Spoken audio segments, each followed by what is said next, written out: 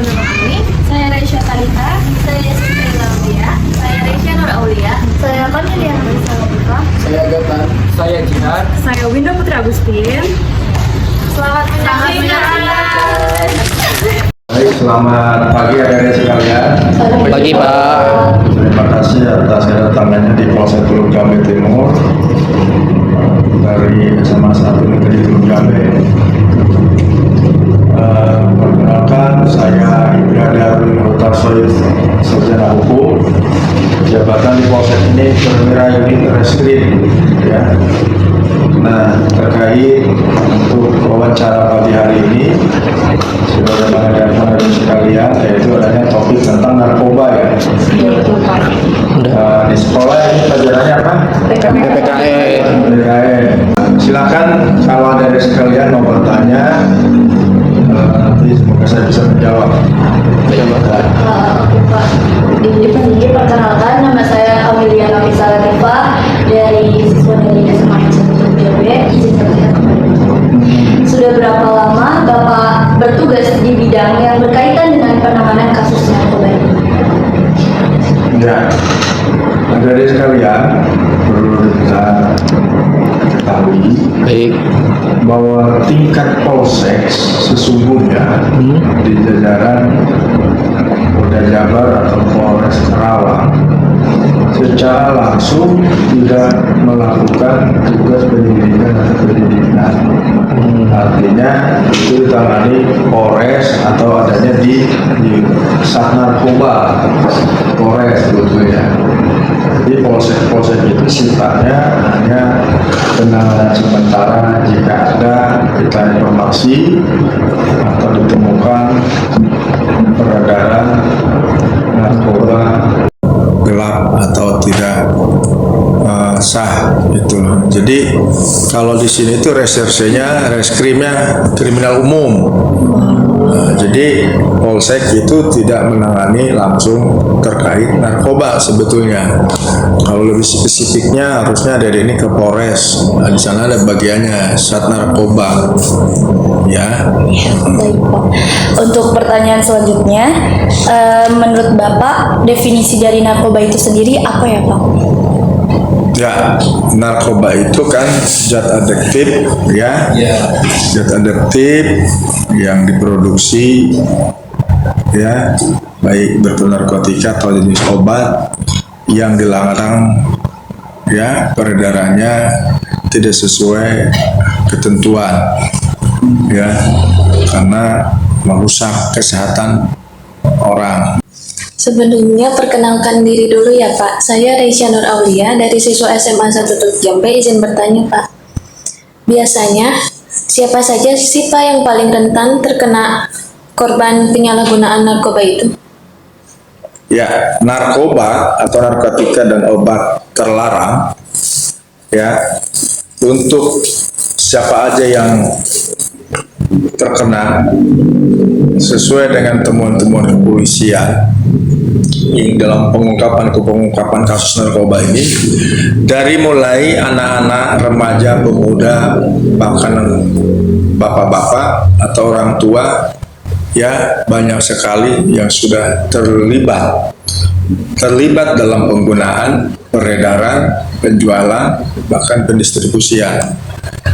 Nah, makanya hal ini kan sangat merusak generasi bangsa. Maka dari itu negara melalui kepolisian ini sangat gencar sekali memberantas peredaran gelap narkoba ini.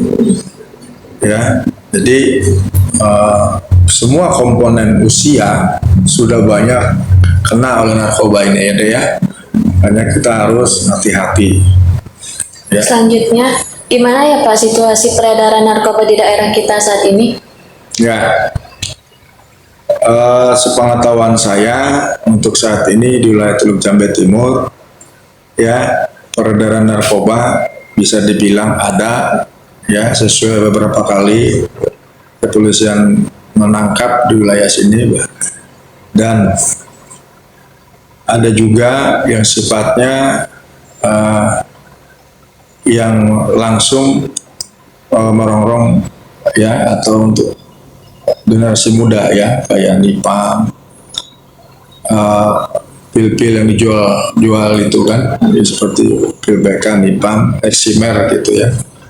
Dan kita juga walaupun tidak langsung melakukan penyidikan di Polsek Teluk Jambe Timur ini, terus ya kita peka, jika ada informasi kita telusuri, kita tangkap, dan proses selanjut diserahkan ke Polres begitu. Jenis narkoba yang sering ditemukan oleh pihak kepolisian apa aja ya Pak? Ya, jenis narkotika dan obat yang sering ditemukan ya di wilayah kita ada beberapa kali ya, sabu-sabu, ada ganja, ada pil yang kecil-kecil itu berupa Nipam atau Eksimer kayak gitu yang dijual-jual terselubung ya, itu yang sangat sering yang ada. Nama saya juga Nurul Ani, saya juga ingin bertanya, gimana sih Pak cara pihak polisi untuk mencegah atau menekan angka penyalahgunaan narkoba Pak? Ya, kepolisian sangat intensif ya untuk menekan memberantas peredaran narkoba ini. Salah satunya upaya pencegahan yang dilakukan kepolisian atau preventif, yaitu dengan memberikan ya arahan-arahan, bimbingan-bimbingan ya melalui pembina di ke sekolah-sekolah ya, baik langsung ke masyarakat melalui pembina di tingkat desa atau RT RW. Karena efeknya ini sangat menghancurkan generasi muda khususnya, maka kita sangat gencar. Jadi ada sifatnya pencegahan dan penindakan, preventif dan preemptif ya yang dilakukan kepolisian. Proses penindakan, proses hukum, dan pencegahan memberikan edukasi kepada masyarakat, khususnya generasi muda, agar jangan coba-coba ya, siapapun yang menawarkan, jangan coba-coba mencicipi narkoba ini. Biasanya modusnya kan dikasih dirayu gratis dulu, nanti udah ketagihan suruh beli, sampai efeknya dia bisa melorong ke orang tua ya. Gitu. Oke. Selanjutnya Pak, kira-kira pihak polisi bisa tahu nggak sih mana orang yang hanya pengguna dan mana orang yang udah masuk ke dalam pengedar gitu? Ya, kalau untuk memetakan orang itu sifatnya baru pengguna ataupun udah kategori ya, dia masuk pengedar atau bandar atau distributor, itu perlu penyelidikan ya. Jadi biasanya kalau dia hanya bermotifnya ekonomi, mencari uang, memang jarang nggak pemakai. Jadi banyak juga dia terlibat dalam peredaran narkoba, hanya sifatnya ekonomis, mencari uang, tidak makai. Tapi banyak yang rata-rata pengguna hanya sifatnya menggunakan, tidak terlibat dengan penjualan. Oke Pak, jadi saya izin ke pertanyaan selanjutnya. Kayak tadi kata Bapak kan, polisi itu pasti bekerja keras buat mengungkap lah gitu ya, sarang atau peredaran narkoba itu. Nah, ada nggak sih pasti tantangan besarnya gitu dalam memberantas narkoba ini Pak? Gitu? Ya, banyak sekali tantangannya dalam peredaran ini, narkoba ini ya. Di antaranya karena narkoba ini sudah menyasar beberapa kelompok dan usia ya, sehingga perlu kerjasama ya, tantangannya harus kerjasama dengan para instansi yang membidangi ya, seperti tadi bisa dengan Pemda, BNN ya. Jadi di samping itu juga banyak hal ya yang lain, misalkan mereka modusnya itu kan menggunakan teknologi. Contohnya sekarang bertransaksi mereka kecenderungan tidak mau face to face, sifatnya ada namanya tempel, ditaruh satu barang, dipoto di Sherlock, lalu dikirimin uangnya, ditransferin ya. Jadi mereka sangat piawai dan hati-hati supaya tidak terendus. Itu yang saat ini sering menjadi tantangan tersendiri ya. Itu deh. Berarti seperti yang Bapak sebutin tadi, media sosial atau teknologi itu berpengaruh besar gitu ya Pak dalam jaringan narkoba ini gitu. ya mereka bisa memanfaatkan media sosial sebagai sarana ya berkomunikasi mungkin ya seperti ada yang kita ketahui kan banyak juga yang menawarkan di situ ya ada ya berarti transaksinya baru larinya ke inbox ya kan isi tuntun ya maka dari itu memang kejahatan narkoba ini mereka juga sangat-sangat kadang-kadang rapi ya supaya tidak terendus oleh kepolisian. Maka dari itu adik-adik sekalian ya pokoknya jangan pernah tergiur. Saya izin bertanya selanjutnya, kasus narkoba ini kan udah banyak ya Pak. Terus juga cara menyembunyikannya itu dari yang pengedar atau pemakai itu suka nggak masuk akal. Nah kira-kira dari pihak kepolisian sendiri atau dari pihak penanggulangan narkoba sendiri itu tuh ada caranya nggak sih biar kasus ini tuh ketahuan padahal pengedar atau pemakainya itu udah menutupi dia kalau dia tuh seorang narkoba gitu.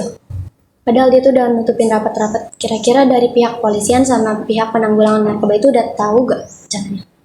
Ya, karena peredaran gelap narkoba atau narkotika obat lainnya dalam melanggar hukum atau undang-undang sudah barang tentu siapapun orangnya ya menggunakan itu terlibat peredaran akan berusaha menyembunyikan diri supaya baik dari penampilan gestur dengan modus tertentu supaya mereka tidak terendus atau tidak diketahui oleh kepolisian ya namun demikian ya untuk pengguna ciri-ciri narkoba itu kan ada ciri-cirinya kita tahu ya nah untuk mengungkap supaya mereka bisa tertangkap walau berusaha menyembunyikan diri dengan berbagai macam cara ya kita juga punya teknik-teknik tersendiri ya dalam pengungkapan kasus peredaran narkoba biasanya begitu.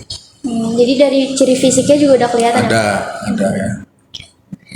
Untuk pertanyaan selanjutnya, bagaimana koordinasi antara pihak kepolisian dengan instansi seperti BNN, sekolah dan pemerintahan dalam mencegah dan memberantas narkoba ini, Pak? Ya, memang peredaran narkoba ini kan kepolisian tidak sendiri, ya. Ada sekalian, selain kita kerjasama bersama-sama dengan masyarakat, antar instansi pun bekerja sama dalam hal menekan atau menghilangkan adanya penyalahgunaan narkoba. Di dalam tingkatannya ada ya, di dalam tingkat nasional yang dikoordinir oleh Badan Narkotika Nasional, ya. Terus juga di tingkat provinsi ya ada Badan Narkotika Provinsi, di tingkat provinsi di Polda Jabar ada Direktorat Narkoba. Nah di tingkat kabupaten ada juga BNK, Badan Narkotika Kabupaten. Nah semuanya ini terintegrasi ya antar lembaga, antar kesatuan ini satu arah, satu tujuan untuk menekan peredaran narkoba ini ya. Sifatnya bisa penyuluhan ya, bisa menekan membuat suatu tes urin ya, pencegahan juga kan, dan penindakan atau operasi bersama di tempat hiburan, diskotik misalkan, yang biasanya di situ orang bisa konsumsi narkoba ya, seperti ekstasi atau inek di diskotik itu, sering sekali operasi gabungan ya. Izin bertanya, apakah ada program rehabilitasi yang disediakan bagi pengguna yang tertangkap? Terus bagaimana prosesnya? Ya, sepengetahuan saya memang kalau pengguna itu ya kalau betul-betul ada niatnya sendiri ingin rehabilitasi itu tidak dipermasalahkan secara hukum. Nanti dia memohon diri ke ke Sat Narkoba ataupun yang penting dia hanya pengguna ya, atau ke Badan Narkotika Kabupaten di tingkat kabupaten ya. Jadi itu yang lebih bagus sebetulnya, adanya kesadaran dari yang pernah mengguna, ada keinginan ingin berhenti dengan mau rehabilitasi ya. Nanti terkait syarat dan ketentuannya memang spesifiknya nanti bisa ditanyakan di Sat Narkoba atau di BNK. Ya, ada ketentuannya memang. Itu nanti kalau BNK itu Badan Narkotika Nasional Kabupaten ada di Jalan Arif Rahman Hakim kalau nggak salah ya, dekat lampu merah Pemda ya. Baik Pak, pertanyaan selanjutnya, apa perbedaan hukuman bagi pengguna narkoba dengan pengedar? Ya, pengguna itu bisa dikategorikan sebenarnya korban, ya, hanya merusak dirinya sendiri. Kalau pengedar dia udah merusak orang lain dengan motif ekonomi menjual, ya, itu lebih parah, ya. Jadi biasanya pasalnya pun berbeda yang diterapkan antara pengguna dan pemakai. Pemakai itu kan kalau disertai suatu alat atau barang itu juga bisa diproses hukum. Ya, itu. Jadi ancaman hukumnya jauh lebih tinggi pengedar atau penjual ya. Mohon izin, perkenalkan nama saya Reisha Kanita. Saya izin bertanya Pak, kalau boleh tahu bagaimana sih prosedur dari pihak kepolisian itu menangani kasus narkoba dari awal sampai akhir, sampai proses hukumnya? Ya, kalau kepolisian melihat kasus narkoba yang kita ketahui ya memang ketika ada pengungkapan diawali misalkan dari pemakai atau pengguna yang membeli, terus itu dikembangkan kepada pengecer, penjual, sampai terus ke atasnya yang menyuruh menjual, sampai ke atasnya lagi bandarnya ditelusuri, kalau perlu sampai diketahui bisa yang memproduksinya siapa ya. Dan semua tingkatan-tingkatan itu berbeda-beda pasalnya ya, dan ancaman hukumannya pun berbeda-beda. Nah, itu semua rangkaian pengungkapan penindakan di dalam kasus narkoba ya yang saya bilang tadi. Kalau misalkan sanksi hukuman itu dari yang paling ringan sampai yang terberat itu seperti apa sih Pak? Ya, yang paling berat itu adalah yang memproduksi atau bisa ancaman hukuman mati ya, atau memasukkan narkoba ke negara kita ya tanpa izin, itu lebih besar, lebih tinggi ancamannya. Nah, kalau pengguna apalagi disertai satu alat hisap misalkan dan ada bekas barangnya atau barangnya, yaitu lebih ringan pengguna ya. Pengguna lebih ringan, pengedar lebih berat, bandarnya lebih berat lagi, dan distribusi atau yang terakhir yang memproduksi ya lebih berat lagi. Baik, terima kasih Pak. Ya. Baik Pak, perkenalkan nama saya Jihad. Saya sebagai siswa dari SMA 1 Teluk Jambe. Saya ingin bertanya, nah dari pandangan Bapak sebagai penegak hukum, nah hukuman yang sudah ditetapkan sekarang, apakah itu sudah memberikan efek jera terhadap pengedar ataupun yang terkena tindak narkotika? Ya, Kalau ukuran efek jera itu kan sebetulnya tergantung diri masing-masing. Ya. Jadi adik-adik sekalian, seseorang dihukum sekian lama pun kalau nggak ada niatnya ingin merubah diri atau tobat, dia nggak akan berubah.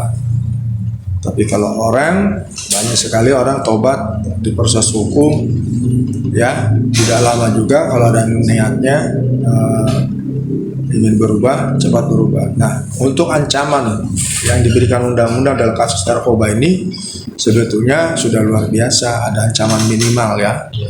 Jadi seseorang tidak boleh divonis di luar ancaman undang-undang yang ditetapkan tadi. Sudah maksimal ancaman itu sebetulnya. Nah, ketika orang itu bisa dikatakan berefek enggak, menjadi jera enggak dengan ancaman hukuman dengan vonis itu. Nah, itu kembali kepada orangnya. Ya juga, orang seperti kita dengar di berita kadang-kadang udah divonis hukuman mati, masih berulah juga di dalam LP. Nah, itu tiga kan? Iya. Jadi memang narkoba ini sangat berbahaya karena nilai uangnya tinggi, apalagi tingkat-tingkat pengedar ya mereka mungkin karena tergiur ekonomi tidak pernah lagi membuat efek jerah, apalagi sudah sempat dinikmati.